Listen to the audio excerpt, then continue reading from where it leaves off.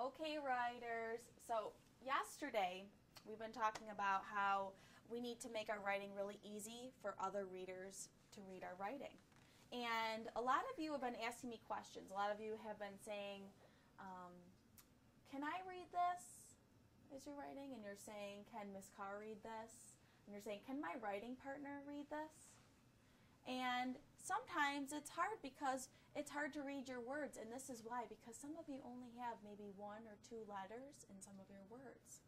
So today what I want to do is I want to show you how writers stretch out their words so that you can hear all the different parts and all the different sounds so that you can go off and write these words with lots and lots of different letters and sounds in them. Okay? And the way that we do this is kind of funny. It's like a seesaw. It goes, you're going to kind of go backwards, and then you're going to go forwards. And you're going to go backwards, and you're going to go forwards, and you go backwards and forwards. And I'm going to show you what that means in a second. So what I did was I wrote a story. Well, I actually just kind of drew the pictures to start. Something that we all did. Okay? And the story is about our trip to Nazareth when we went on our field trip. Do you remember when we did that? Yeah. Okay. So what I did was I'm going to tell my story across my pages, just like you guys do. After you draw your sketches, you tell your story, and you get ready for your small moment. Are you ready, Aiden? Aiden, you ready? Okay. Aiden, ready? Okay. So I think I'm going to say, we went to see a play on stage. And there's the play. It was the Eric Carle play. I think I'm going to say, we sat down in our seats and waited for the play to begin. Why are they backwards? All right. And then, remember this part? All of a sudden, it got dark and the stage started to glow. The play was about to begin. Isn't that what happened? And we got all excited. We started cheering and clapping. Maybe we could even add that. Okay. So what I'm going to do is I want to label a part of my picture. I want to label the stage. Okay, because that's something that I put in my words here. So what I'm going to do is I'm going to stretch out the word. Well, first I'll just say the word stage. Now I'm going to listen for the very first part of the word. St, st. Oh, wait a minute. On our blends chart, it's just like star. I know that. It's S-T. So I'm going to make an S-T. Can you pick up your pens? And can you say the word stage and write just the first part of stage like I did? My name is Amber Carr, and I am a first grade teacher at Village Elementary. And I have been doing Writers Workshop for about 3 years now. And what it means really, Writers Workshop, is that the students meet in a small group, and well, I should say the whole class meets, and we meet on the carpet, and we begin by having a mini lesson, and that's where I talk about some of the things that we've worked on previously, and then I start to introduce some of the things that we're going to be working on that day. And it's pretty short. It's about 10 to 15 minutes tops. Okay, writers, what I want you to do today is this. I want you, when you get on those words, those tricky words, because not every word, when you get to those tricky words and they're pretty big words and you're not quite sure how to spell them, can you try today to stretch them out and read the beginning part, record some more, and then reread it, and then record to the very end of the word and reread it to make sure it looks right and sounds right to you.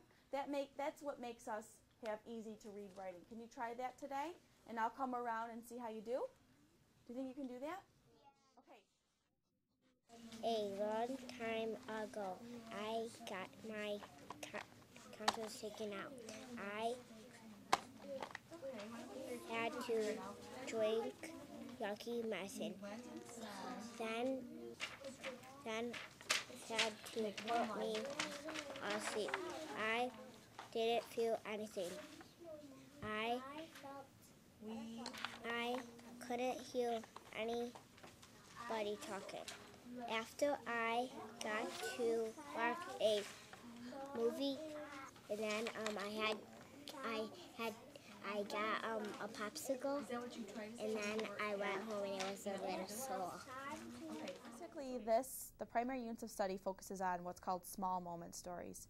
And that's where students are taking stories from their own life. They're making their own choices about what they want to write about. And they're sort of thinking back, and they're taking one small moment that happened in their life, and they're stretching it across several pages.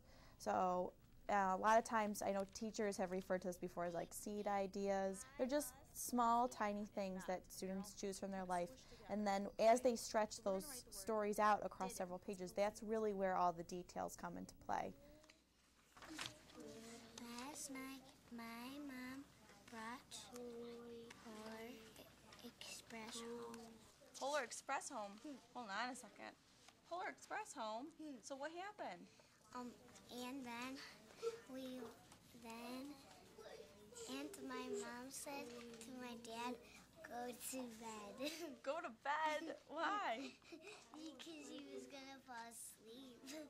Oh, when you started watching the movie? Yeah. Did his eyes start to like... Yeah. Okay, so let's try to stretch over our fingers, our small moment story, okay? So last night, my mom brought home Polar Express. And Then what happened? we put in the movie. We put in the movie. And Dad said to me he was gonna fall asleep in 5 minutes, but he didn't. Okay, and then? And Mom said to him, go to bed. Mom said to him, go to bed. And then? He brushed his teeth and went to bed. Okay, so can you write that story? Did you see that? I just told it across my 5 fingers. Well, you told it across my 5 fingers. Can you try to write all of that? That's a great story. Can you write all of that on this page for me? And I'll come back and see how you did. Okay. The purpose of small moments is really to get students to create stories from their own life, because really that's what it's all about. It's getting them to make their own choices and, you know, really thinking about that's where they're going to get their details, is from their own life. Right now, I mean, first grade age students are very self-centered, and their whole little world is, you know, that's what all they know. And a lot of times, like I notice as I get into conversation with many of the different students, that's where they will go on and on and on, and they will talk my ear off. And it's so, you know, that's where then I'm saying to them, why don't you put that on paper? You know, and I think that especially with this new program, it's really getting students to take more risks in their writing. They're not afraid to write because it's really about them. It's not, and I try to explain to them, it's not my story. I don't know what, you know, you want to write next. It's your story. You know, close your eyes, think back to what happened, and just let it go. Write all the details that you know can think of everything that happened to you. So I think that's really the purpose of it, is getting students to really choose their own writing, and that's really where all the great details come from. So many of you I saw when I came to you really tried hard to stretch out your words. You said the word to yourself, and you listened for the first part, you wrote it, you went back, and you listened again, and you rewrote it, and you went back and forth, back and forth. How many of you tried that today? Okay, what I want you to do is this. I want you to look back in your writing. Just hold on a second.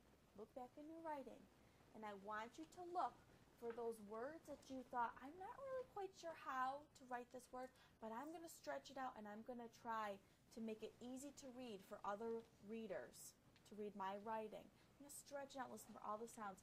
Can you find a word or maybe a couple of words now and see those words, and then show your partner how you were able to record all the sounds in your writing? Can you show your partner that word or maybe a couple of words? Go ahead.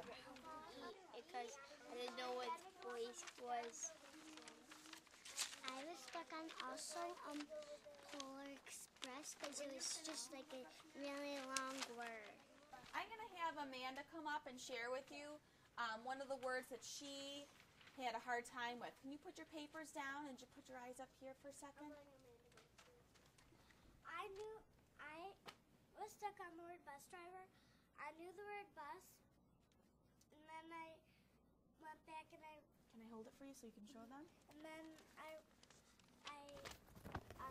read bus and then I wrote DR for dirt and then I went Buster and then Ivor and So you listened for the next sound, so you went yeah. bus, and then you went driver.